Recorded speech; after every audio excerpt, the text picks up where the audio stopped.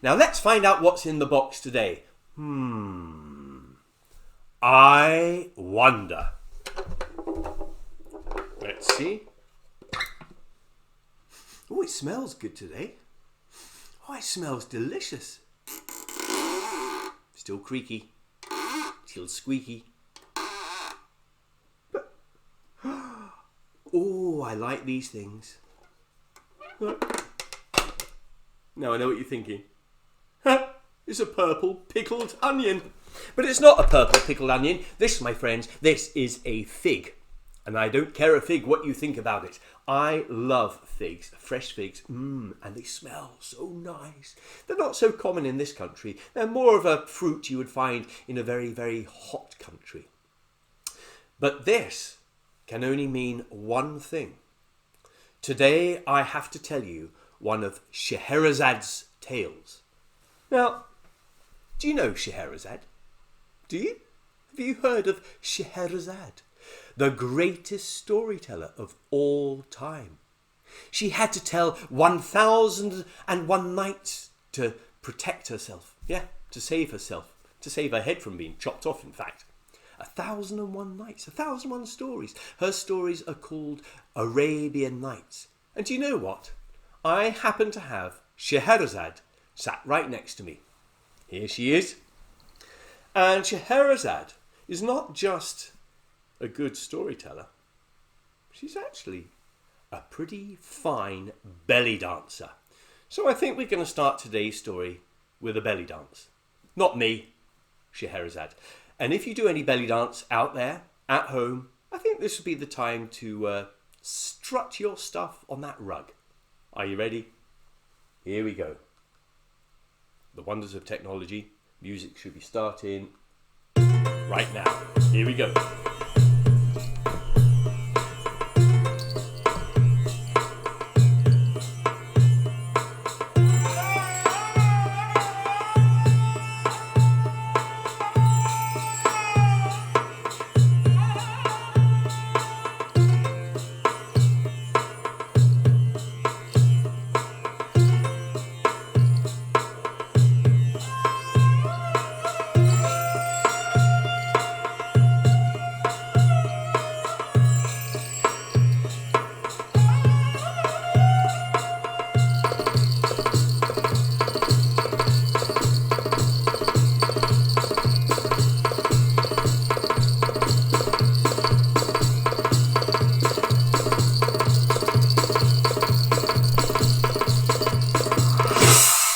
Scheherazade, the greatest storyteller of all times. Her stories have travelled far and wide, and they have visited almost every single country in the world. Probably every single country in the whole wide world. And wherever they visit, people listen to them and they pass them on, and sometimes they change a little bit here and a little bit there. Maybe a character is added, maybe a character is taken away. And one of her stories has reached all the way to Norfolk. Yeah, Norfolk. And particularly a place called Swaffham. Has anyone heard of Swaffham? What a lovely sounding place. It is a lovely place, in fact. I've been through it many a time. Swaffham. If anyone's watching in Swaffham, this wave is especially for you. In Swaffham, they have a famous story called The Pedlar of Swaffham. And that story has come all the way from Scheherazade. But I'm going to tell her version today, not the Norfolk version. I'm going to tell the Arabian Nights version of The Pedlar of Swaffham. And this one is simply called The Dream. So my friends, I will tell you the dream in just 1 second. Allow me to have a drink. Don't forget. Glug, glug, glug, glug, glug.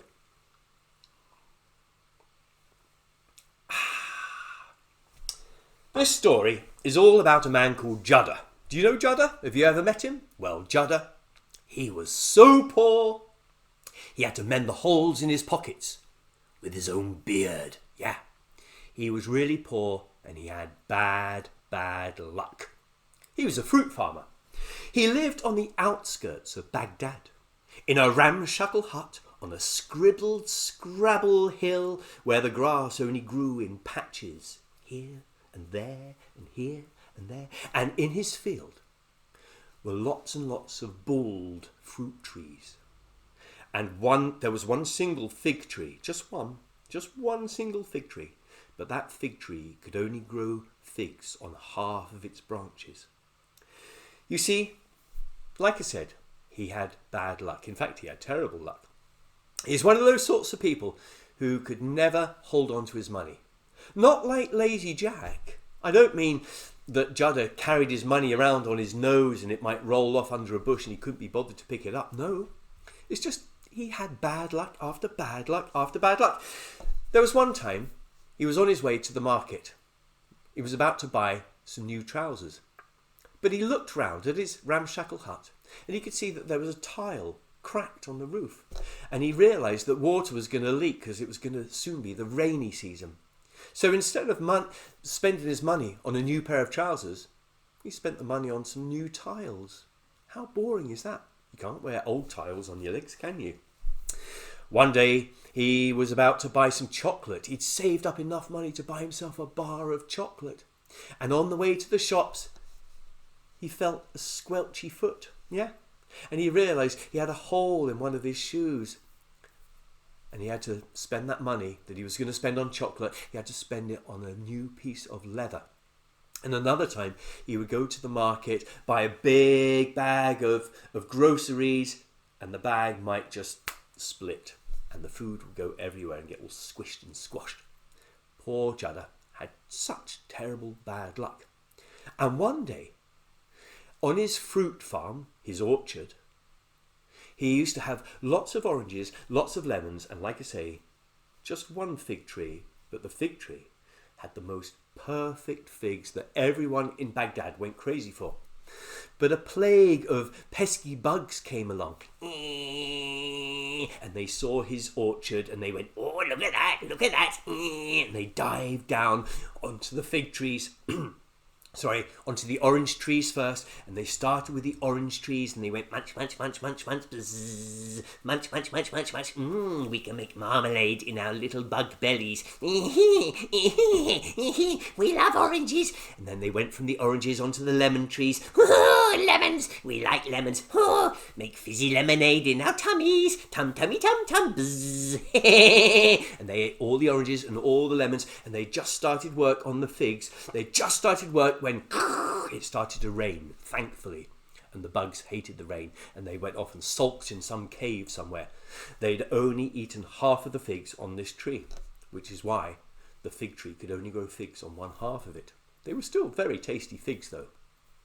But like I say, he had such terrible, terrible luck. And every night he found it hard to fall asleep, because he would go to bed worrying, what am I going to do? What am I going to do? I can't go on like this. I have no money. I don't know what to do. I can't sell enough figs from my single fig tree, because I just would be right. It would be wrong to charge so much money. What am I going to do? So he found it very hard to sleep. But one night he actually did manage to fall asleep. And as he slept, he had a very peculiar dream.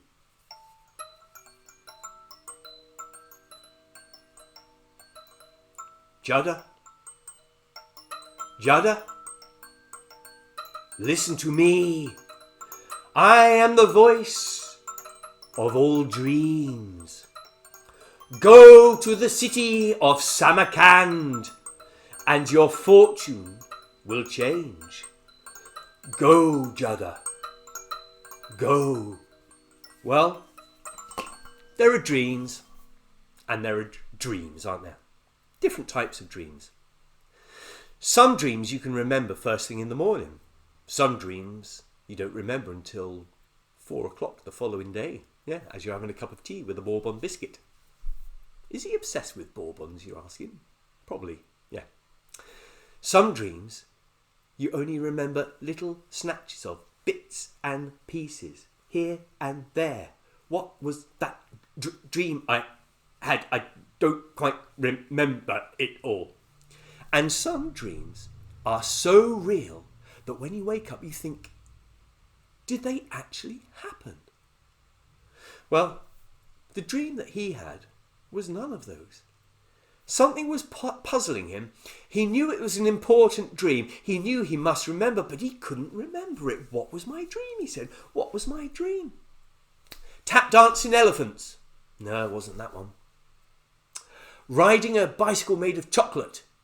No, it wasn't that one. Scoring the winning goal in the World Cup. No, it wasn't that one. What was my dream? And all day long he thought about the dream. What was it? What was it? What was it? As he pruned away at the dead branches of his orange tree. What was my dream? And again, that night, he managed to fall asleep, and the dream came back to him for a second time. Judder, Judder, listen to me. I am the voice of all dreams. Go to the city of Samarkand, and your fortune will change. Go, Judder, go. In the morning, when he woke, he realised he'd had a dream. What was that dream? What was my dream? Grow wings and fly to the moon. No, it wasn't that one. Wasn't that one. Entering the national cheese eating competition and winning. It wasn't that one either. Although that would be good. I know. I rode a woolly mammoth. No, it wasn't that one. What was my dream? And all day long, he couldn't think of anything else as he pruned away at the lemon tree branches. What was my dream? But he didn't know why it bothered him so much. But there was something about it which meant he had to remember. Anyway, that night he went to sleep again, and for a third time he had the same dream. Judder, Judder, listen to me. I am the voice of all dreams. Go to the city of Samarkand, and your fortune will change. Go, Judder, go. And in the morning, he remembered. That's it. Go to the city of Samarkand and your fortune will change. But that would be a bit crazy, wouldn't it? That would be a bit mad. That would be a bit stupid. I mean, Samarkand is so far away. It's and he quickly worked it out. Samarkand is 2,779.7 kilometers away from Baghdad. Yeah. Or, if you prefer imperial, I would say roughly 1,726.19 miles. That's a long way to go. That's a long way to go. It would be completely mad, completely stupid, completely crazy to go all that distance. But it was a very, very important dream. Go to the city of Samarkand and your fortune will change. Well, he couldn't think about it any longer, and he thought, I've got nothing to lose. So he spent the rest of his money buying a pair of shoes, a pair of iron shoes. He put the iron shoes on and he started to walk all the way from Baghdad to Samarkand, all 2,779 miles, all 2,779.7 kilometres, or imperial 1,726.19 miles. You can see I've got it written down, can't you?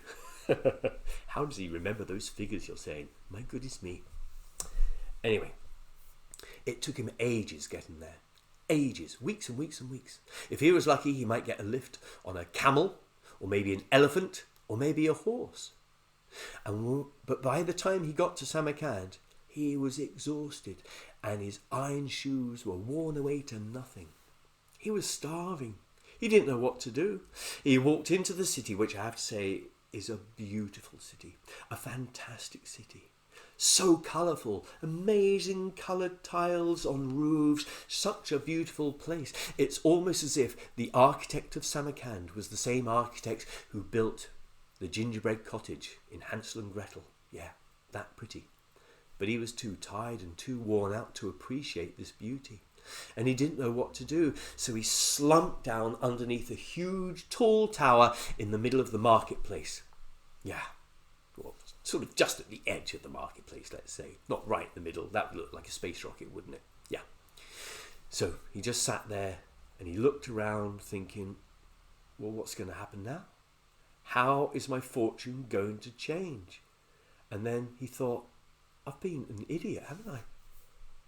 I've been so silly. I've come all this way, and I don't know what I'm doing here. Because of a dream. I'm crazy. What have I done?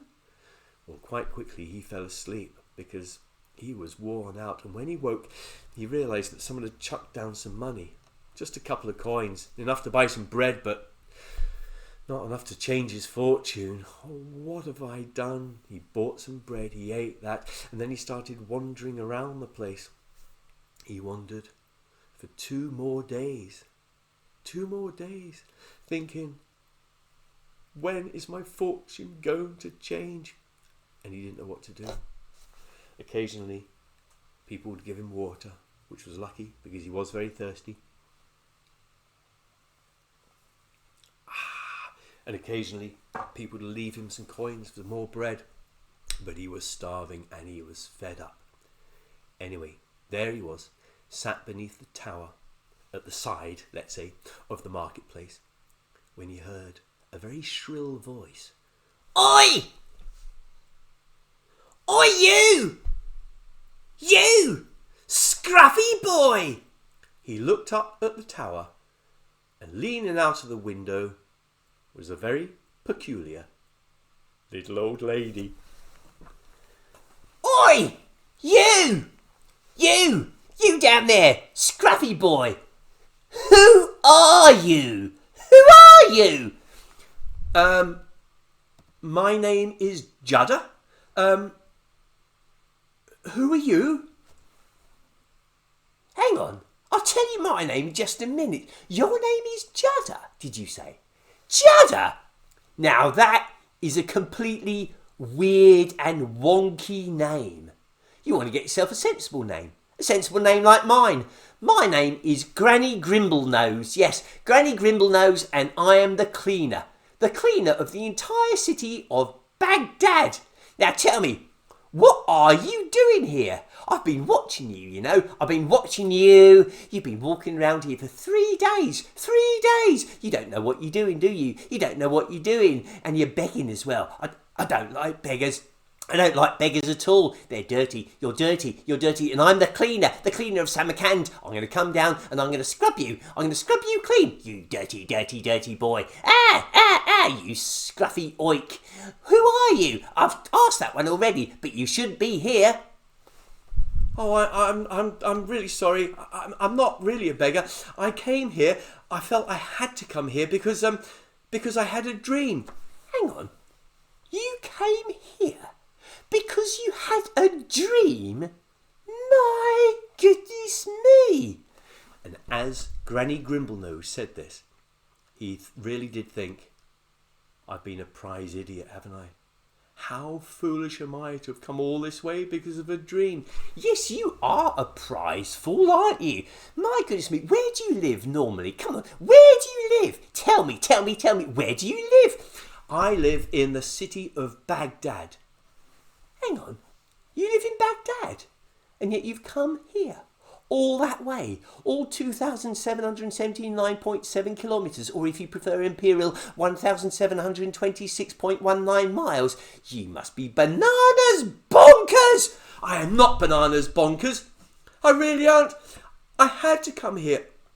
You see, my dream said that if I came to Samarkand, my fortune would change. But I've been waiting for it to change and nothing's happened. Oh my word. Oh my giddy aunt. You are a fool, aren't you? You're a bigger fool than that lazy Jack. You're a bigger fool than that king who wanted to touch the moon. You're a bigger fool than all 3 sillies piled one on top of the other. You really are bananas bonkers. If I was such a fool as you, I'd be halfway to Baghdad by now. Why'd you say that, Granny Grimblenose? Well, you see, I had a dream as well, yeah. I had a dream that I should go all the way to the outskirts of Baghdad, where I might find a ramshackle hut on a scrabble hill, where the grass only grows in little patches. And in the field, outside this ramshackle hut, in the field were lots and lots of bald fruit trees. And there was only one single fig tree. And do you know what? On that one single fig tree, only half of it had figs growing. Yeah, only on half the branches. But am I a fool? Do I look like a fool? No, I do not look like a fool before you say yes. Would I go to Baghdad? No, I wouldn't. Would I walk 2,779.7 kilometres? Would I walk 1,726.19 miles from Samarkand to Baghdad? No, I would not, because I am not a fool like you. Wow. Granny Grimblenose had just described in perfect detail the house and the area where Judder lived. But how was he going to get back home? How was he going to go all that distance? He had worn out his iron shoes to nothing. He had no money. He couldn't pay for any transport to get there. How was he going to get home? Well, at that very moment, in the middle of the marketplace, there was a swirling sandstorm, like a hurricane, swirling round and round and round. And in the centre of that sandstorm was a man on a flying carpet. "Hello, my friend! I am Abu Hassan, flying carpet specialist at your service. Flying carpets are the only way to travel, my friend.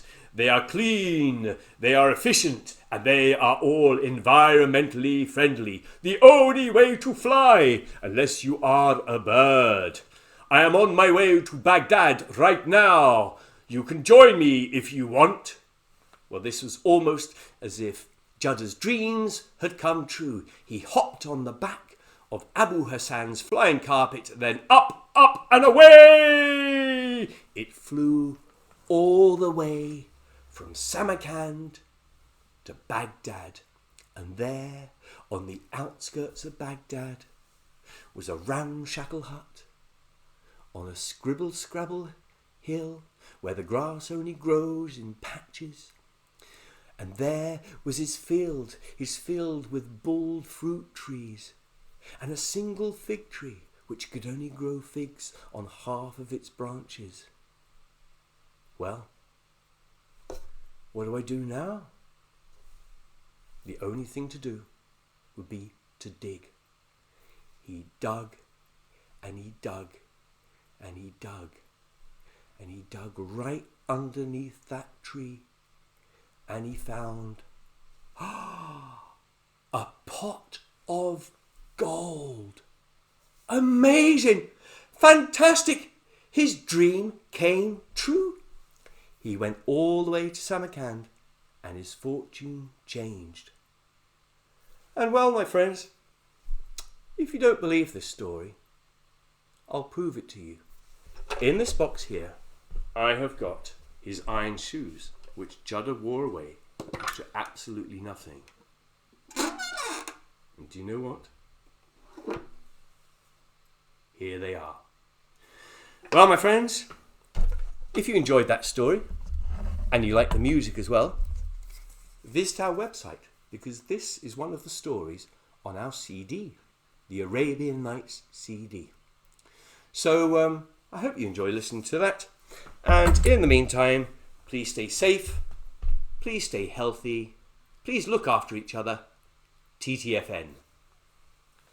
Bye!